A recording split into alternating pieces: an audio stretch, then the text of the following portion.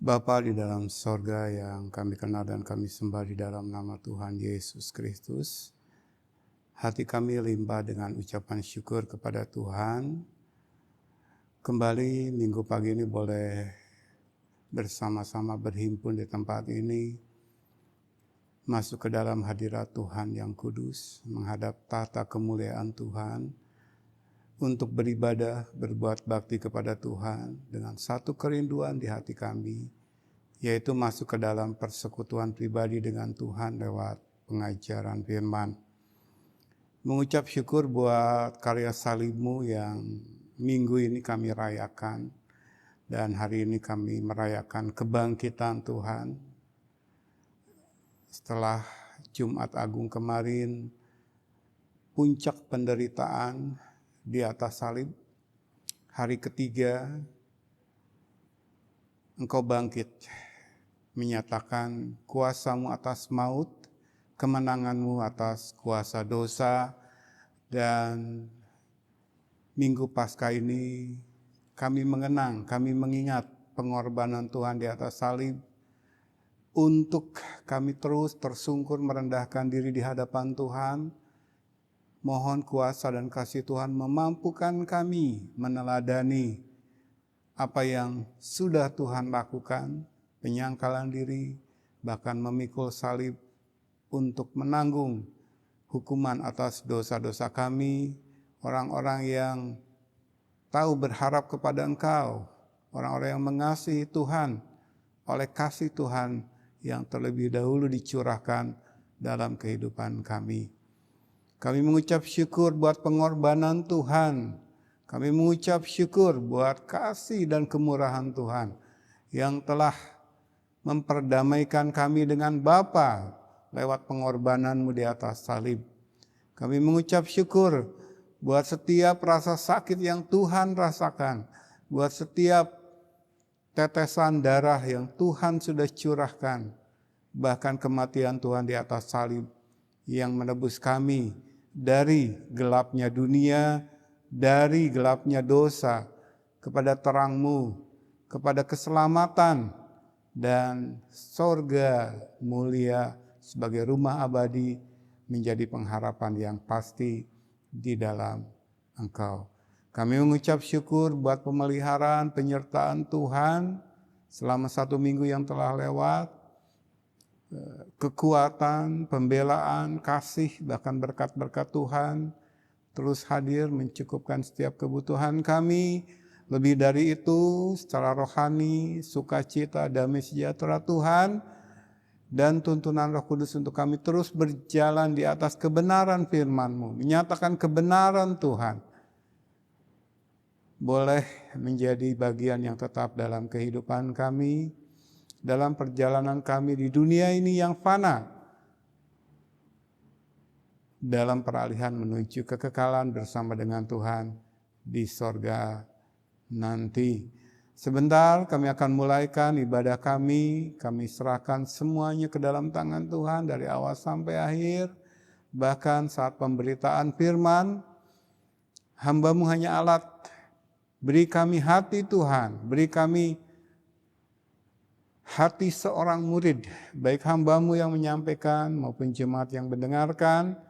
Biarlah setiap benih-benih ilahi yang dikabarkan, kebenaran firman-Mu, mengubahkan kami, membangun kami, mendewasakan kami, semakin indah, semakin berkenan di hadapan Tuhan, semakin rela dipakai Tuhan untuk menjadi alat kemuliaan Tuhan.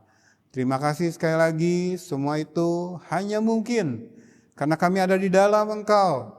Karena Engkau telah menang, maka kami berkemenangan bersama dengan Tuhan. Terima kasih buat segalanya, terima kasih buat hidup yang sudah Tuhan berikan dalam kehidupan kami. Kami akan mulaikan ibadah ini dan kami tahbiskan hanya di dalam nama Tuhan Yesus Kristus. Amin. Puji Tuhan. Untuk merayakan Paskah hari ini, kita tunda sejenak. Tema yang sedang kita bahas, yang sedang kita gali, yang sedang kita pelajari yaitu leadership, ya. Dan kalau kita ingat masih terkait tentu saja karena isi Alkitab secara keseluruhan menyatakan kemuliaan dan kebesaran Allah kita yang kita kenal, yang kita sembah di dalam Tuhan kita Yesus Kristus. Apapun yang kita bahas berbicara tentang Dia, apapun yang kita bahas membuat kita, membawa hidup kita semakin mengenal Dia. Dan ketika kita semakin mengenal Allah, Sang Maha Pencipta, penguasa alam semesta, maka kita akan semakin mengenal diri kita. Dan kita tahu pasti bahwa berhadapan dengan Allah yang benar, satu-satunya dan tidak ada yang lain, sikap kita adalah tersungkur. Kita tahu pasti siapa Dia, siapa kita. Sebenarnya kan kalau kekristenan itu dirangkum dalam satu kalimat, itu. Ya. Masuk ke dalam kekristenan yang benar adalah yang kita kejar, yang kita usahakan untuk kita peroleh dalam hidup di dunia ini adalah tahu pasti siapa Dia, siapa kita. Lalu siapa yang tergantung di atas salib yang kita rayakan kematiannya hari Jumat kemarin. Lalu hari Minggu ini kita rayakan kebangkitannya, kemenangannya. Ya. Dan sudah saya tampilkan materi kita pagi ini dimulai dengan satu ayat yang bagi kebanyakan orang Kristen ini menjadi ayat yang sebisa mungkin dihindari. Ya. Kita akan baca, saya ambil dari Yohanes 15 ayat 18. Jikalau dunia membenci kamu, ingatlah bahwa ia telah lebih dahulu membenci aku daripada kamu. Ketika Yesus menyatakan kemenangannya, kuasanya yang luar biasa, bahkan maut pun tidak memiliki kemampuan untuk menahannya di dalam kubur itu. Hari yang ketiga, kita rayakan hari ini, Dia bangkit. Dia nyatakan kemenangan yang gilang gemilang. Apa sih, saya tanya kepada jemaat, apa sih yang menjadi ekspektasi, pengharapan jemaat ketika mendengar kebangkitan Kristus? Oh ya, semua orang Kristen kalau saya tanya, apa sih yang dirayakan hari Minggu Paskah? Kemenangan. Yesus bangkit dari mati. Bahkan dalam benak kebanyakan orang Kristen ketika menyatakan itu, merayakan Paskah, hari Minggu Paskah, kebangkitan, kemenangannya dari maut, Jumat Agungnya sudah agak lupa. Lupakan saja. Jumat Agung itu yang penuh penderitaan, penuh senari atau pemandangan yang kelam gitu, penderitaan Kristus.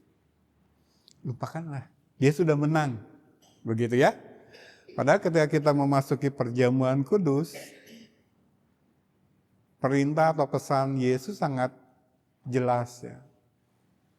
Dengan roti yang melambangkan tubuhnya yang dikoyak di atas salib, dengan cawan berisi anggur yang melambangkan darahnya yang tercurah di atas salib, Tuhan katakan, lakukan ini sebagai peringatan akan aku.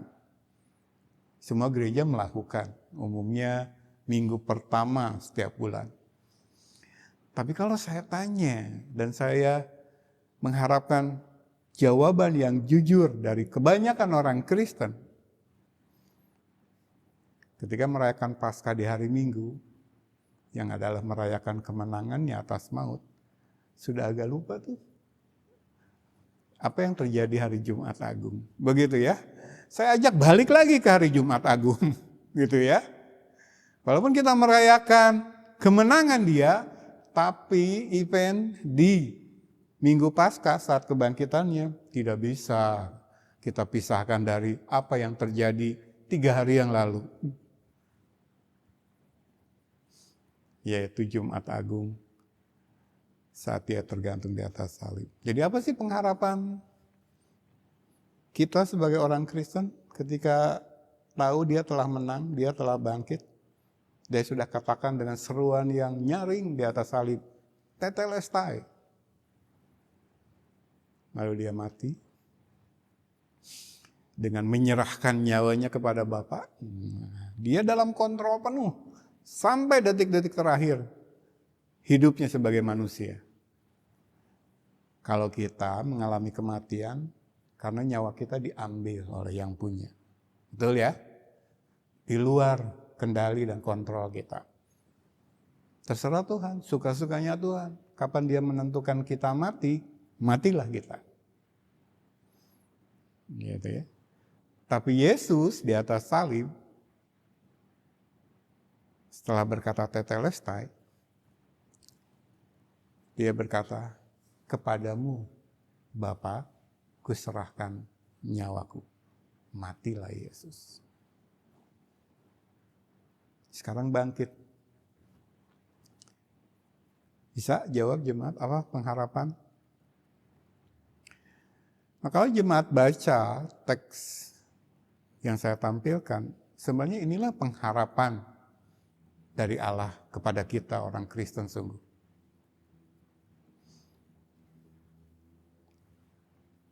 Saya bacakan lagi ya, Yohanes 15 ayat 18. Ini teks lengkapnya nanti saya tampilkan.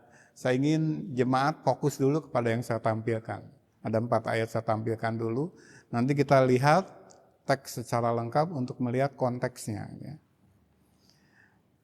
Yohanes 15 ayat 18 menuliskan, jikalau dunia membenci kamu, ingatlah bahwa ia telah lebih dahulu membenci aku daripada kamu. Kalau dikaitkan dengan hari kemenangan yang kita rayakan hari ini, siap nggak jemaat kalau saya katakan kebenaran firman ini? Bahwa yang kita dapatkan ketika Yesus menang adalah sekelompok orang yang akan dibenci oleh dunia ini. Waduh, dan meleset jauh dari ekspektasi saya menjadi Kristen. Ini pesan Injil yang benar, Injil Kristus yang tidak lagi diberitakan oleh kebanyakan gereja zaman sekarang.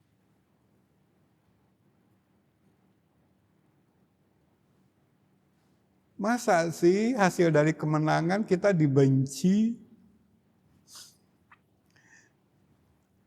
Padahal Yesus, Jumat Agung, tergantung di atas salib, menerima curahan kebencian dari seisi dunia. Tidak saja itu, tetapi pernyataan murka Allah atas dosa. Jemaat nangkep nggak? Satu pribadi, Yesus yang tergantung di atas salib saat itu, apa sih yang dia rasakan? Apa sih yang dia alami? Di satu sisi dunia membenci dia sampai menyalibkan dia. Di sisi yang lain, Bapa yang begitu mengasihinya dan yang begitu berkenan kepadanya, menyatakan murkanya atas kebencian dunia kepada Allah. Tapi itu disasarkan, ditujukan, ditimpakan kepada Yesus. Sampai di atas salib Yesus berkata, Eloi, Eloi, lama sabachthani. Ya Allahku, mengapa engkau meninggalkan aku? Jemaat menangkap tidak keadaan Yesus yang begitu terjepit di atas salib sana? Dari bawah dia dibenci. Dunia membenci kamu, ingatlah bahwa ia telah lebih dahulu membenci aku. Lihat, Jumat Agung kemarin, aku tergantung di atas salib, buah dari kebencian dunia. Itu aku tanggung. Kebencian kepada Yesus kan berarti kebencian kepada Bapa. Dan murka Bapa seharusnya atas kebencian itu. Dunia yang membenci Allah, dunia yang tidak suka Allah. Dunia yang membenci terang, menjauhi terang, menolak terang. Sebenarnya murka Bapa itu bagi dunia yang bersikap seperti itu terhadap kebenaran. Tetapi Yesus tanggung juga. Lihat posisi Yesus yang begitu luar biasa penderitaannya. Kita digambarkan dari sekolah minggu, kalau berbicara penderitaan Kristus dalam karya salibnya, ditekankan yang lahiriah. Ya. Mahkota duri di atas kepalanya, lalu paku di kaki dan tangannya, lalu tombak yang menembus lambungnya,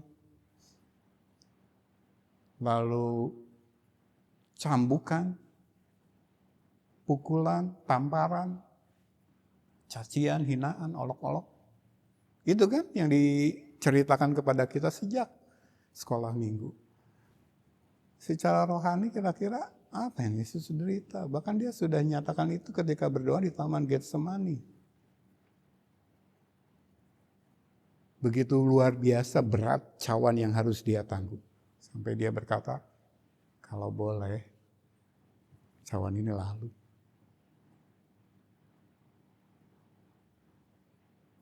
Tapi bukan kehendakku, kehendakmu yang jadi. Dia tanggung cawan itu sampai tergantung di atas salib. Jadi murka Allah yang dicurahkan pada diri Yesus di atas salib sebenarnya punya kita. Harusnya ditimpakan kepada kita. Nah, ketika dia bangkit dan menyatakan kemenangan, saya mau katakan, saya mau beritakan, ini pesan Injil. Dari karya salib Kristus,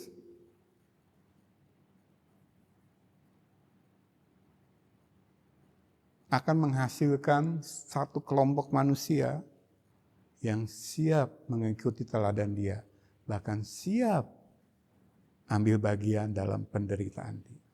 Saya baca lagi. Yohanes 15 ayat 18. Jikalau dunia membenci kamu, ingatlah bahwa ia telah lebih dahulu membenci aku daripada kamu. Jikalau kamu masuk ke dalam kekristenan yang benar, kamu pasti dibenci dunia. Tapi tidak usah kecil hati. Karena dunia telah lebih dahulu membenci aku. Apa sih yang jemaat lihat ketika merayakan Paskah?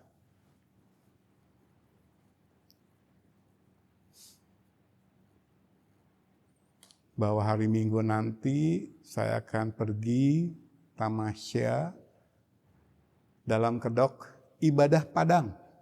Oh, itu menjadi tradisi, saya tahu persis. Kalau kumpul dengan gembala-gembala mendekati perayaan Paskah, itu yang dibicarakan. Survei, cari tempat buat ibadah padang.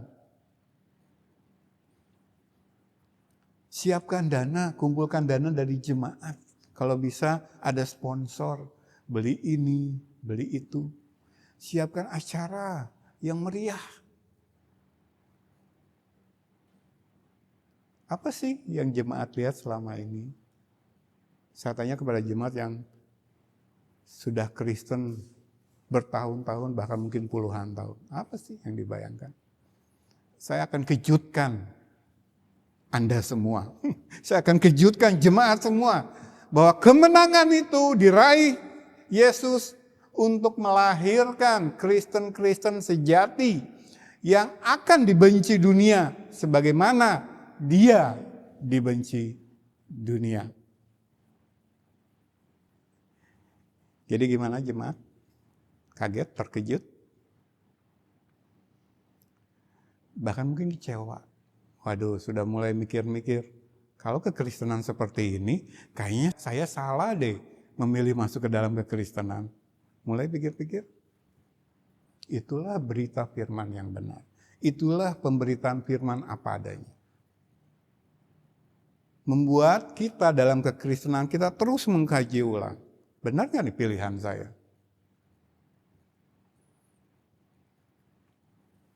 Siap dibenci. Nah, sekarang kita lihat konteksnya sedikit ya. Yohanes 15 berbicara tentang sekumpulan orang, ada Yesus di sana, lalu ada murid-murid di sana. yang 12 ya. Sebenarnya 11 karena satu sudah ditetapkan sebagai son of perdition, kita sudah belajar. Akan binasa, Yudas Iskariot. Jadi kamu di sini berbicara tentang orang-orang yang telah memutuskan untuk menjadi murid Kristus. Begitu ya.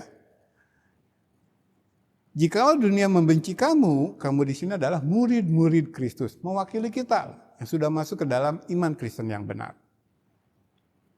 Ini adalah perbincangan di loteng Yerusalem. Ingat ya, kalau kita lihat Yohanes mulai pasal yang ke-13 adalah saat Yesus menarik diri dari pelayanan publik karena bangsa pilihan Allah, bangsanya sendiri sudah menyatakan penolakan. Lalu Yesus fokus melayani 12. Yang saya katakan 11 sebenarnya kan, kurang 1, 12 kurang 1 yang sudah memutuskan untuk mengikut dia. Kita ingat dalam peristiwa tragedi 5 roti 2 ikan, saya sebut tragedi walaupun ada mujizat di sana, tetapi ternyata orang banyak hanya menuntut mujizat yang memberikan keuntungan lahiriah kepada mereka. Ingat ya, kita sudah bahas berulang-ulang Yohanes pasal yang ke-6. Sehingga mereka mengejar-ngejar Yesus, tapi Yesus tahu isi hati mereka. Kamu mengejar-ngejar aku karena perut kamu kenyang, begitu ya. Ketika Yesus menyampaikan kebenaran firman, mereka mundur. Tinggallah yang 12 ini. Ketika Yesus bertanya kepada mereka, dijawab oleh Petrus, apa? Ingat? Yesus katakan, kamu gak ikut juga, mundur, pergi sama orang banyak itu. Padahal orang banyak yang mundur itu sudah mengalami mujizat Yesus. Lalu Petrus menjawab apa? Mewakili teman-temannya, murid-murid Kristus. Kemana kami bisa pergi? Kemana Tuhan? Jadi mereka sudah melihat kalau visi kehidupannya adalah keselamatan, kekekalan, tidak ada. Mereka tidak bisa melihat jalan lain kecuali Dia, Yesus.